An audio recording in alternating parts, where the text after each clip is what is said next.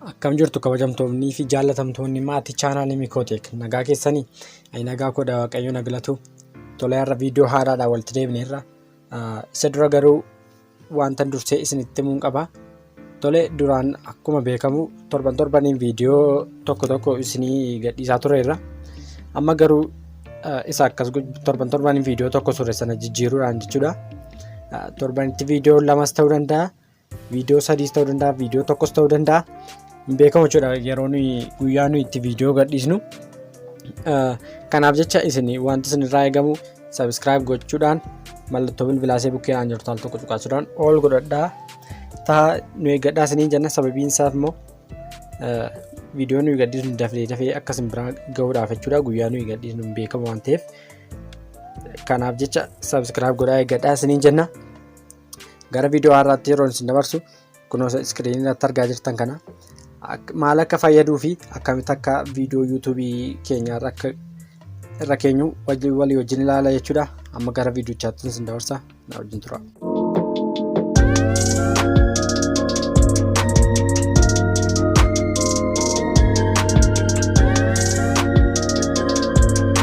Tole egaa isarra kaa'uudhaaf jalqaba youtube.com-dhaan biroozerii kiroomiidhaan lixuu dandeessu. Isaan yuutuubii keessan lixuu jalqaba.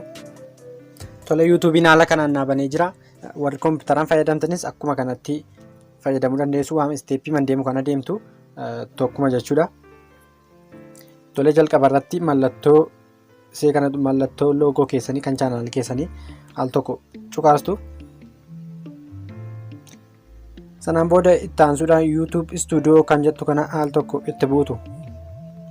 Kunoo inni immoo gara kanatti isin dabarseera. Sanaan booda ofitti butuudhaan kunoo gara kana warra bukkeerra jiran keessaa mallattoo isee kana al tokko cuqaastu.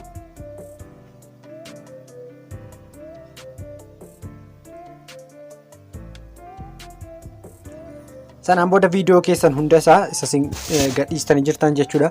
Hunda isaa asirratti isiniif fida. Sanaan booda maqaa isaa al tokko bu'uudhaan mallattoo isee akka iskiriiptoo jirtu kana al tokko cuqaastu.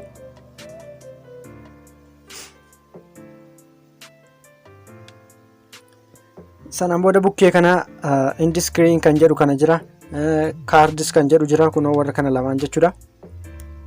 Indiskiriin isa jedhu al tokko cuqaastu. Sanaan booda ofiisaa tempileetii warra kana isiniif hin kenna yoo hin barbaaddan ta'e immoo kunoo gara kana mallattoo ida'utti bu'uudhaan ofitti buttu. Sanaan booda viidiyoo kan jedhu kana al tokko hin cuqaastu jechuudha. Sanaan booda achi ol siquudhaan immoo choose specific video kan jedhu kana al tokko itti buutu. Sanaan booda viidiyoowwan keessan hundasaa isiniif gadi fida. Viidiyoo keessan kan barbaadan tokko filattu. Sanaan booda achiin booda kunoo akkuma argitan dhuma viidiyooichaa irratti isiniif gasha jechuudha. Sanaan booda gara walakkaatti butattu. Daqiiqaa isaas sirreessuu hin dandeessu. Kunoo asii kunoo asirraa sekendii isaa daqiiqaa isaa waan hunda isaa asii sirreeffattu. Sanaan booda ammas viidiyoo tokko itti dabaluu na danda'a jechuudha. Ammas iseen mallattoo ida'u ittiin bu'aa. Sanaan booda viidiyoo kan jettuun itti dabala jechuudha. Ammas specific viidiyoo kan jettu. Taansuudhaan ammas viidiyoo tokko itti dabaltanii filattu. Kunoo akkuma argitan bukkee kana naaf kaa'ee jira. Gara walakkaatti butadha. Sanaan booda asii dhufeen daqiiqaa isaa isa silaa wajjin wal qixxeessa jechuudha.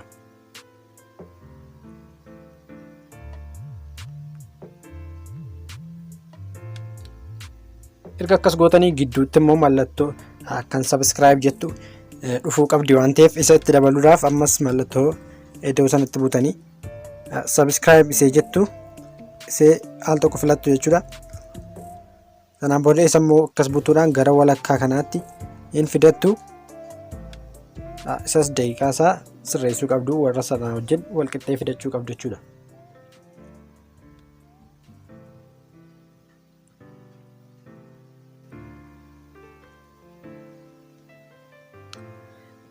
Sanaan booda hunda isaa erga raawwattanii seef kan jettu kunoo gara olii kanaa jirti. Iseetti al tokko buutu. Tole indiskiriinii ergatti daballee amma immoo kaardis isee jettu kana jalaa maal akka isin fayyaddu walii wajjin ilaalla. Itti daballee ilaalla jechuudha. Amma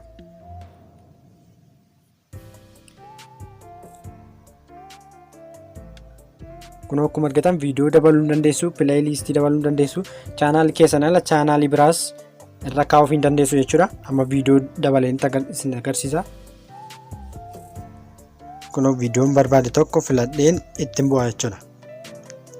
Sanaan booda gara daqiiqaa 00 irratti fida waan ta'eef asuma irra naaf taa'u. Yoo barbaadan asii daqiiqaa meeqa irratti akka inni fidu asirraa sirreessuu hin dandeessu jechuudha. Erga isa raawwattanii seef kan jettu kana cuqaastu.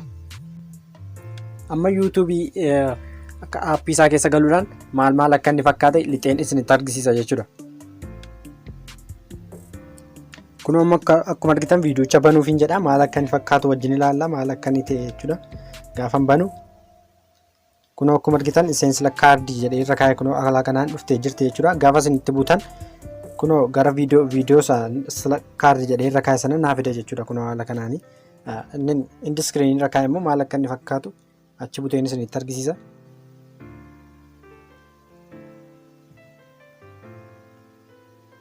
Kun akkuma argitan haala kanaan asirra dhufee jira jechuudha. Asirraa yoo viidiyoo kana kunoo itti bu'anii viidiyoocha daawwachuu danda'u. Chaanaalii keessan illee subscribe hin goone taanaan kunoo mallattoo chaanaalii keessanii isa asirra jirtu kanatti al tokko cuqaasuudhaan subscribe isiniif gochuu danda'u jechuudha. Haala kanaan kana itti fayyadamuu dandeessu. Warri yuutuubii hojjettan isin fayyada jedheen isiniif qabadee dhufe. Viidiyoon irra isiniif qabadee dhufe isa kana fakkaata. Amma viidiyoo biraadhaan wal agarruutti nagaan naa tura.